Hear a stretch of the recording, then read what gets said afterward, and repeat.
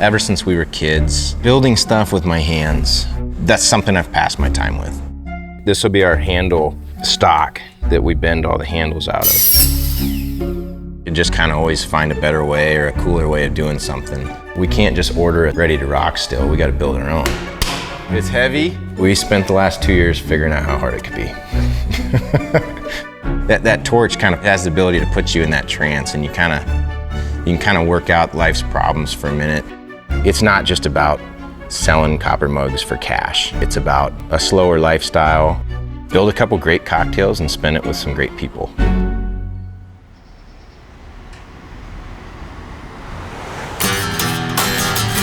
The Moscow Mule. Bitter, sweet, refreshing. Some call it the perfect cocktail. But what truly sets apart a great mule is, of course, the copper mug. Building this essential element of this signature beverage is something that the boys over at Handlebend have been slowly, meticulously perfecting over the years.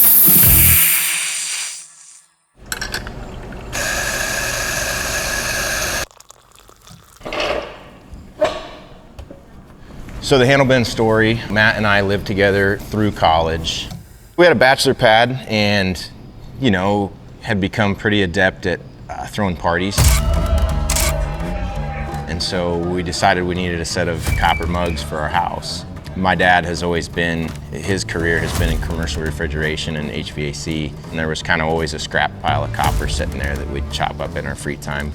I'm just gonna build a copper mug. It ultimately took most of the weekend to get this mug built. And it was really ugly, like not proportionate, but man, I made it. And it was the coolest thing ever. It's kind of a party trick, you know? See that handsome devil on the left? That's future Handlebend co-owner, Matt. Matt, best friend, wanted a set of mugs, and I said, you can have a set, but you're gonna come home and build them yourself. So we came back for a weekend, and with an extra set of hands, it was a little easier. So there was 8 of 8, and for about 2 years, that was just what it was. A lot of our friends wanted them, and it was kind of our little flex, you know. Mike and Matt had unknowingly planted the seeds of an idea that would soon come to fruition. We've got friends that always called Matt and I a mullet. Matt's the business up front, and Mike's the party in the back. Matt's gears were turning, and he's like, you know, I've been thinking, and if we spent some money and some time on trying to streamline the build, try to streamline production of these, and they still got to be hand built because they're going to be a high ticket item. But if we could streamline that, like maybe we could give this thing a go. And so we did. We started. We kind of invented some tools, got the website built, launched it in the fall of 2017, and it was just me and Matt. Like we would, when we get some orders, we'd go down there before work, 5 or 6 in the morning. Build mugs, and then we'd go to our day jobs, get the kids to school, go to work, and then after work, if we needed to, we'd come back down and keep building mugs. So we did that for about 8 months. After making mugs out of Mike's dad's shop for about a year, an interview with Matthew Hansen of the Omaha World Herald had some unexpected results.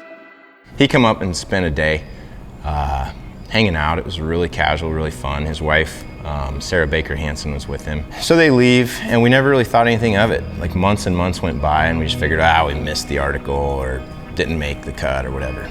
I was actually out in Montana with my wife. We were in the backcountry on a hike for this day. It was on a Sunday, and so I didn't have service. So we get back to the Airbnb, and husbands are cooking, wives are getting cleaned up, and my phone got service and just started kind of melting down. And I start like going through voicemails and emails and texts, and it's all these people ordering mugs.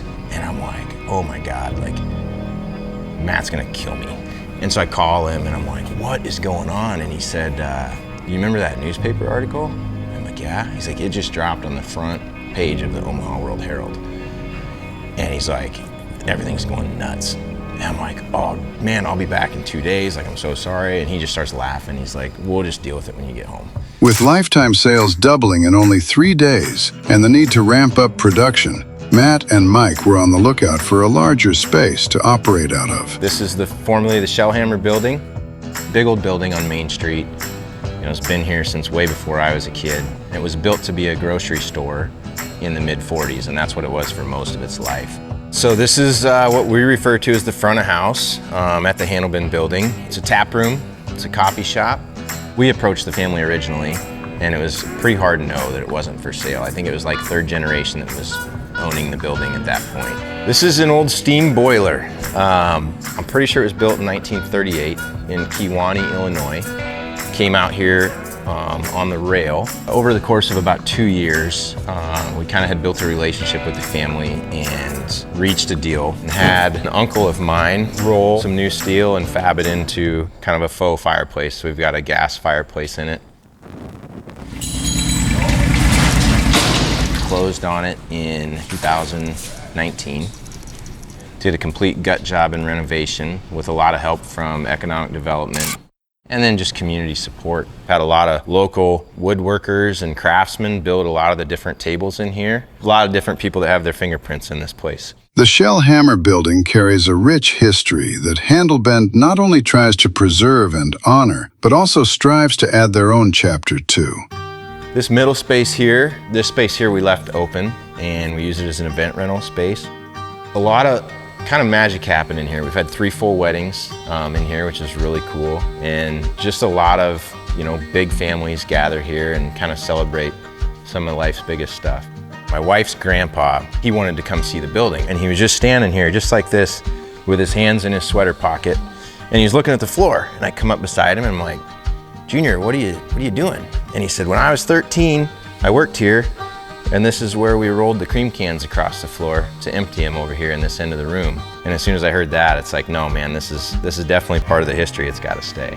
As we got into the process of remodeling this place, the stories kind of flowed out of the woodwork around O'Neill, and we just started learning a lot more of the history of this building. It was built to government specs, and as such, it served as the bomb shelter or the fallout shelter for the O'Neill and surrounding area, which is kind of a scary thought, but it's a heck of a building anyway. It's a little bit ironic how we've come full circle. Like, there was a lot of different pieces going on in here, back in the day. Full 11-foot basement, and the local baseball players come down here. We've ended up kind of with the same model here. Kind of a gathering space, a production space, and just a place, I don't want to sound redundant, but a place to build community, which is super important for anywhere, but especially I feel like rural America. You'll be up in the office there and you can kind of start to hear that rhythmic ping of bats and stuff, and it just kind of brings a little life into the building.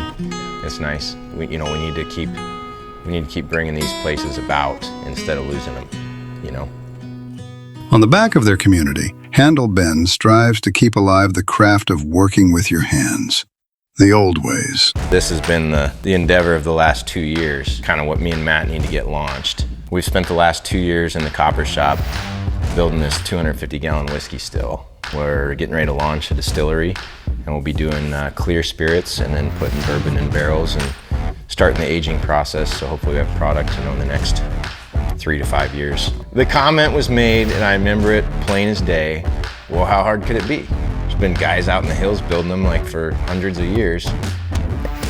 We spent the last 2 years figuring out how hard it could be. But it's here, it's heavy, and it's gonna make some whiskey. While the boys pursue their passion of whiskey making in their limited free time, we need to pay a visit to the copper shop to see the true heart and soul of their endeavors. That little copper mug. From a plain sheet of copper to a work of art. Mass production be damned.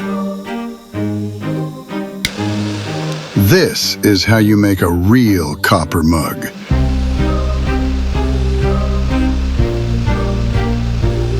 Handlebend has been pouring their blood, sweat, and tears into these mugs for over 8 years now.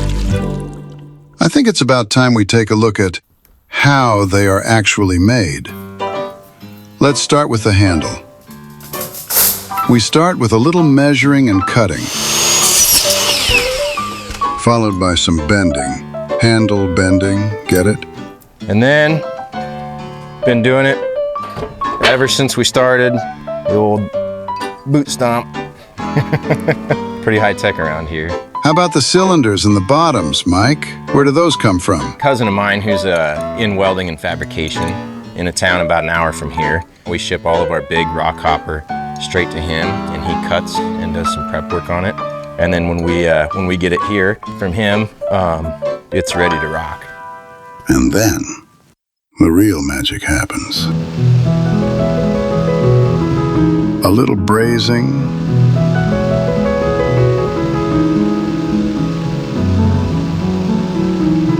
a little soldering,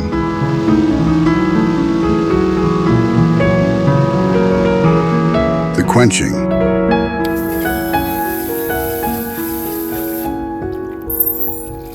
some finishing touches, and voila, a handcrafted work of art. That torch kind of puts you, it has the ability to put you in that trance, and you can kind of work out life's problems for a minute. I still enjoy the heck out of it, yeah.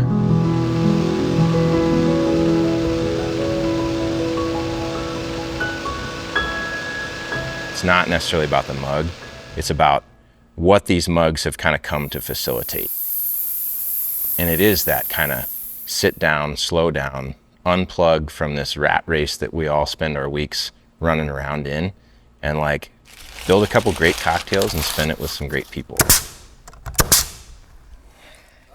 But it's, Jesus. That's Dad's new pickup. Maybe we can all learn a lesson from the fellas down at Handlebend. He's like reverting to teenager stage of life, and so he's spent the last year and a half building this custom pickup, and apparently he had to come show it off today. Life's problems will always be there tomorrow. So yeah, this is his 77. Can I get you a step stool? It's a pretty cool truck. It's a one-of-a-kind, kind of like Handlebend mugs. All right. In the meantime, See ya. Here we go. kick back with some family, friends, a handcrafted cocktail or two, and enjoy the slower side of life. He's been told, like, you can't just go drop your foot on this thing. You're gonna tear the rear end out of it, twist the drive shaft. And he's like, oh, no, I won't do that. Just like a teenager. Well, we actually don't even know if this thing works yet, so we gotta figure that out. If it can go wrong, it'll go wrong when the cameras are going. My quality control is if I slide this thing across Mom's kitchen table and it leaves a scratch, like, she's gonna kick my ass. So I was literally like 3 words from being done. Then ding dong pulled in.